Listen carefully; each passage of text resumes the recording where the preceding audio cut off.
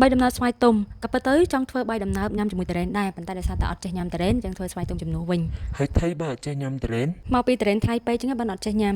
ជំរាបសួរក៏ដូចជាសួស្ដីបងប្អូនទាំងអស់គ្នាwelcomeមកកាន់វីដេអូរបស់ឆាយាម្ដងទៀតហើយថ្ងៃនេះខ្ញុំមកធ្វើបាយដំណើបស្វាយទុំដោយសារតែស្វាយទុំពេញផ្ទះតែម្ដងមិនមែនដោយសារខ្ញុំអត់ចេះញ៉ាំតារ៉េនទេតារ៉េនថ្លៃពេកអត់លុយទិញតារ៉េនចឹងធ្វើញ៉ាំជាមួយនឹងស្វាយទុំតែម្ដងទៅសំខាន់ផ្លូវចិត្តរបស់យើងទេបើផ្លូវចិត្តរបស់យើងប្រាប់ថាវាជាតារ៉េនគឺវាតារ៉េនហើយអញ្ចឹងបាច់វែងឆ្ងាយទេយើងមកដាំបាយដំណើបទាំងអស់គ្នាចំពោះបាយដំណើបគឺខ្ញុំមានលាយជាមួយនឹងសណ្តែកខៀវដែរទាំងអស់គ្នាហើយចំពោះការដាំបាយដំណើបគឺខ្ញុំដាំច្រើនដងហើយប៉ុន្តែបើដាំបាយដំណើបលាយជាមួយសណ្តែកខៀវនឹងនេះគឺជាលើកទី1របស់ខ្ញុំហើយចំពោះបងប្អូនដែលតាមដាន page របស់ខ្ញុំវិញច្បាស់ជាឆ្ងល់ហើយថាអីក៏ឆាយាធ្វើលើកទី1ដែរក៏ពិតត្រូវគឺដោយសារតែខ្ញុំអត់សូវបានធ្វើទេអញ្ចឹងឥឡូវនឹងអីក៏លើកទី1សម្រាប់ខ្ញុំដែរដែលបានមកធ្វើរឿងរ៉ាវដែលថ្មីៗទាំងអស់ហ្នឹងហើយបើមិនជឿទេមើលទៅវីដេ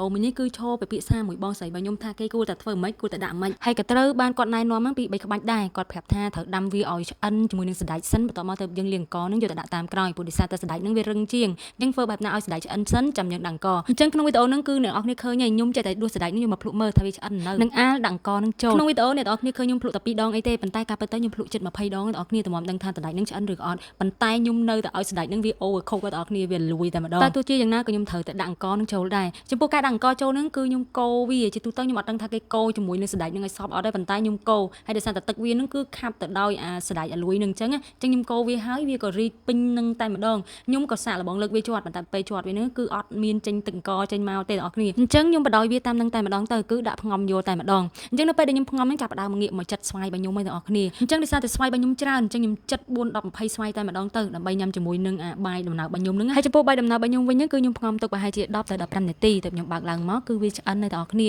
គ្រាន់តែថាវារៀងជ្រាយបន្តិចអញ្ចឹងខ្ញុំក៏រោយអំបិលចូលបន្តិចទៅរួចជ្រោយបាយហ្នឹងតែម្ដងអ្នកនរគ្នាឃើញសភាពបាយរៀងជ្រាយមែនប៉ុន្តែអាចនៅជួសជុលញ៉ាំបានអញ្ចឹងខ្ញុំកូរត្រឡប់ចុះត្រឡប់ឡើងដើម្បីឲ្យជាតិអំបិលរបស់យើងហ្នឹងប្រែសពសាច់បាយតែម្ដងបន្ទាប់មកទើបខ្ញុំដាក់កាដូងខ្ទិះដូងខ្ញុំអត់ដឹងថាម៉េចទេនឹងអ្នកនរគ្នាគឺដូងតែម្ដងអញ្ចឹងកូរត្រឡប់ជាមួយនឹងដូងចុះឡើងទៅគឺបាយដំណើបរបស់ខ្ញុំហ្នឹងគឺមើលទៅតំណងញ៉ាំតែម្ដងដល់គ្នាអញ្ចឹងឥឡូវខ្ញុំចាប់ផ្ដើមដួសបាយដំណើបរបស់ខ្ញុំដាក់ចានដើម្បីរៀបចំញ៉ាំតែម្ដងនិយាយរួមអាចនិយាយថាដួសមកដើម្បីដេកូហើយមើលសភាពបាយរបស់ខ្ញុំអ្នកនរគ្នារៀងស្តៀងបាយម៉ាតយកទៅបិទទូកតិច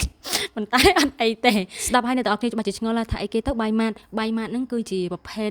ជ័រមួយយ៉ាងដែលគេស្លវាពីដើមបាយម៉ាតដើម្បីយកទុកបិទទូកបិទអីផ្សេងព្រោះជំនាន់មុនអត់មានកៅដើម្បីបិទទេអញ្ចឹងគេយកបាយម៉ាតហ្នឹងដើម្បីបិទអញ្ចឹងបាយរបស់ខ្ញុំហ្នឹងគឺប្អូនបាយម៉ាតបន្តិចអញ្ចឹងមានន័យថាវានៅមានសភាពឃើញបាយខ្លះវាអត់រលាយដូចបាយម៉ាតទេបងប្អូននិយាយរឿងបាយដំណើបសោះដល់បាយម៉ាតអីណាអញ្ចឹងចូលមកដល់បាយខ្ញុំវិញរៀបចំហើយបងប្អូនដាក់ស្វាយចូលទៅគឺតំណងញ៉ាំហួសតែម្ដងហើយឃើញបាយតំណងញ៉ាំប៉ុណ្ណឹងហើយខ្វះអី fan ចាំ support អ្នកទាំងអស់គ្នាគាត់ចាំញ៉ាំតែម្ដងនិយាយថាក្មួយបាយខ្ញុំចាប់អត់ឈ្នះទេរហូតតែខ្ញុំថតវីដេអូហ្នឹងអត់ចង់បានផងហើយមិនមែនត្រឹមតែឈរចាំញ៉ាំធម្មតាទេពួកគាត់ប្រយុទ្ធគ្នាដើម្បីបានបាយនឹងញ៉ាំទៀតបងប្អូនអញ្ចឹងនៅពេលដែលឃើញថាមានទស្សនិកជនរងចាំញ៉ាំច្រើនថ្នាក់ហ្នឹងសួរថាអ្នកចំអិននឹងមានអារម្មណ៍ម៉េចអ្នកទាំងអស់គ្នាខ្ញុំដំបូងគិតថាប្រហែលជាអត់មានអ្នកញ៉ាំទេប៉ុន្តែចុងបញ្ចប់បាយដំណើបរបស់ខ្ញុំហ្នឹងគឺត្រូវបានញ៉ាំរហូតដល់តែបោសឆ្នាំងណាបងប្អូនអញ្ចឹងចំពោះបាយដំណើបស្វាយទុំហ្នឹងគឺខ្ញុំចាត់ទុកថាជោគជ័យហើយទាំងអស់គ្នាព្រោះដោយសារមានអ្នករងចាំញ៉ាំច្រើនហើយបាយរបស់ខ្ញុំហ្នឹងក៏អស់ពីឆ្នាំងដូចគ្នាអញ្ចឹងវីដេអូរបស់ខ្ញុំគឺមានតែប៉ុណ្្នឹងទេអរគុណអ្នកទាំងអស់គ្នាអរគុណច្រើនជម្រាបលាជួបគ្នាវីដេអូក្រោយបាយ